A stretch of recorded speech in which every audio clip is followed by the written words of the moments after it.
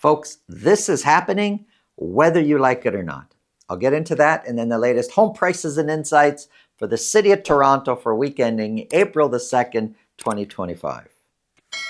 Last week's show, we talked about multiple offers. 11 offers competed on one property.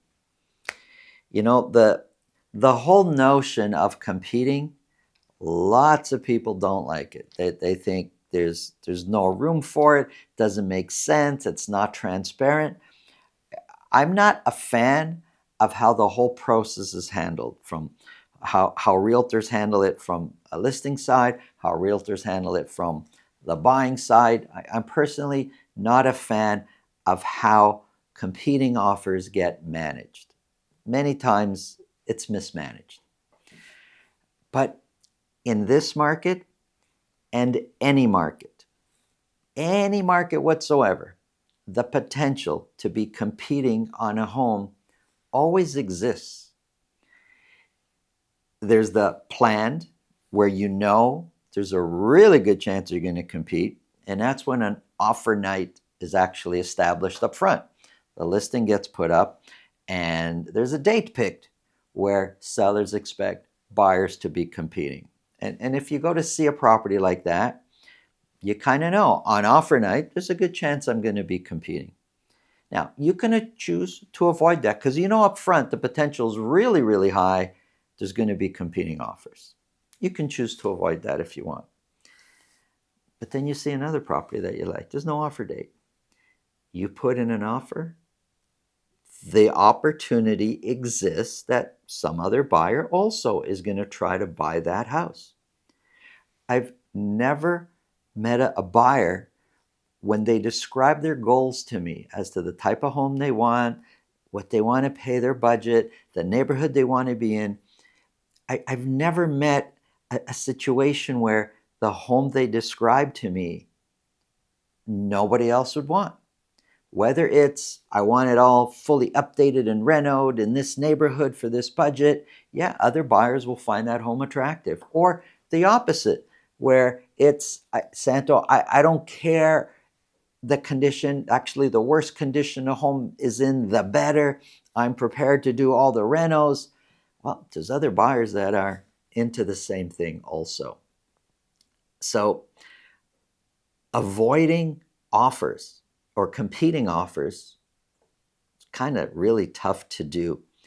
And in this market, although I'm saying in any market the potential exists, in this market specifically, with the amount of properties sitting available for sale, active listings is the highest we've seen in a long, long time.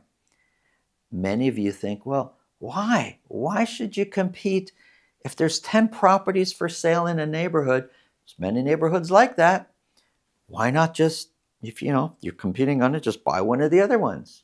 Well, in theory, kind of makes sense. But let me tell you what we see, what we experience being in the field working with buyers. Yes, there's 10 properties for sale, but the buyers are competing for one and the other 9 sit. So I know it's crazy. It's hard to understand unless you experience this, unless you're active in the field. 10 properties for sale, buyers are competing for the one. The other 9 sit. So are there really 10 properties to choose from? It seems there's only one, and that's the one everybody wants to buy. And they find themselves competing, whether there's an offer night established or not. So the potential to be in competition is always present. The important thing is to plan for it. You can't avoid it unless, you can say, I'm never going to compete. You could find yourself putting in an offer and then another offer comes in. Sure, you could back out. You could do that all the time, all day, every day. It's going to be really tough in the GTA to buy a property. Again, the potential always exists that somebody else may want to buy at the same time you want to buy the house you want to buy. I think it's more important to plan for it and prepare for it. That's what I do with my buyer clients. The property they're interested in, we establish a price based on data, based on logic, based on market conditions in that neighborhood. That's a mathematical number that we come up with. Then it's, how does that number make sense to you? Are you prepared to go to that number? Are you prepared to pay less, pay more? It depends on the property, because there's an emotional side to it also. What does that property mean to my clients? If it's a few doors down from one of my clients' parents, and the parents are going to babysit, my clients, they really want to buy that house.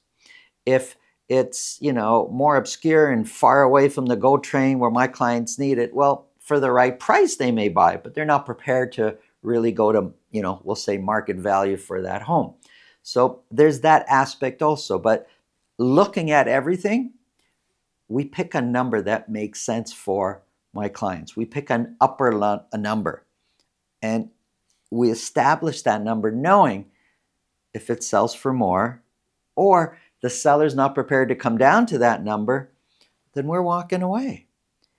And we've been unsuccessful in some situations where we're competing for a home, excuse me, where we're competing for a home, it's sold for a bit more, and my clients are comfortable with that, knowing for that property, that specific property, they did what they thought was best for them. And there's been other situations where we have been successful buying with that strategy, and my clients don't feel like they've overpaid. They feel good that they bought it at the price that made sense for them. But avoiding it in the GTA, the potential always exists. This just happened to us the other day. With our buyer clients, we go see a home. This home had been sitting on the market for 90 days, 3 months. We go in, there's 2 cards on the counter. I add mine, so there's 3 cards on the counter, 3 business cards. Doesn't look like there's a lot of people seeing this home. We see the home. My clients liked it. But we spend the next 2 weeks looking at other properties. And now my clients want to circle back to this home. So we book a second showing. We go back. On the same counter, there's the same 3 cards. In 2 weeks, it would appear no one else has come in. Or if they have, they didn't leave a card. But it would appear nobody else has been in this home as far as showings go. There's the 2 cards plus mine still there. We look at the home. My clients like the home even more this time, and especially after seeing a few others. So that evening, we're talking about an offer, and we go through the process that I explained earlier about picking a number that makes sense for my clients. We do the research, we go through the data, and then how do my clients feel about it? And we pick a number that makes sense for my clients, and we submit an offer. Within an hour submitting our offer, the listing agent phones me and says, "Hey, we have another offer, Santo." How high your client's willing to go was kind of her attitude. Like, this home has been sitting. It doesn't seem like anyone's going to see it. And all of a sudden, there's 2 offers. Now, I know what you're thinking. It's the same thing I was thinking. And when I told my clients, it's the same thing they were thinking. Is it legitimate that there's an actual legitimate second offer? Or is that just to bump us up? You know what? It's kind of irrelevant, because we've already established my client's upper limit. We've established what they're prepared to pay for that house. And that's the number we used. That's the number we went in. We didn't get the house, but neither did the, I'm going to air quotes, the other offer. The home didn't sell that night. And who knows, it's still kind of a fluid situation. Maybe we'll circle back to it soon. But the home didn't sell. But we didn't feel the pressure that we had to go higher than what my clients wanted to go. So in conclusion, in the GTA, the opportunity exists that you may be competing. Whether it's something you like or not, the opportunity exists. It's best if you prepare for it, learn how to handle it properly so you could feel better about the process. If you think this video can help somebody you know, please pass it along. If you get value from what we're talking about, subscribe. And if you want to speak with me about your real estate situation, it's really simple. Excuse me. Below this video in the description, there's a link to my calendar. Click on that or go to tsre.ca. That'll take you to my calendar. Book a date and time that's convenient for you, and we'll talk about whatever's on your mind. Now, let's get into the numbers.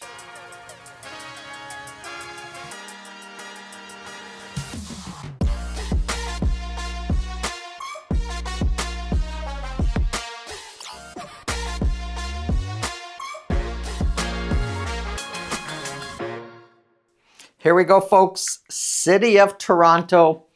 We're focused on the freehold market, detached, semis and towns. I do have condos. These are all average sold prices. I've got condos here for reference.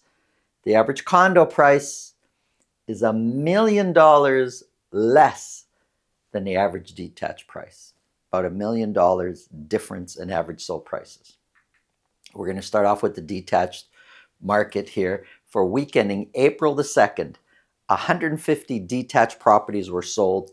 41 of those were sold at $2 million or more. So sales kind of look like trending upwards, right? Average sold price is $1,685,000. And overall, I would also say average sold price looks like it's trending upwards. Compared to last year, 1,685. It's a little bit lower, but rounded, it's a 0% change in average sold price. The median price of $1,440,000 is 8% higher than where the median price was this time a year ago. The dotted line, that's a 4-week moving average, and both average price and median price from this perspective are also trending upwards. 150 were sold. Close to half, 46% sold at list price or more. Listings, although we have fewer listings than last week, still quite a few. 437 detached properties were listed. This is just the city of Toronto. Active listings climbing. It's now at 2,121 available, active, sitting on the market, available for sale. These are just for detached properties. I'm going to go back one slide.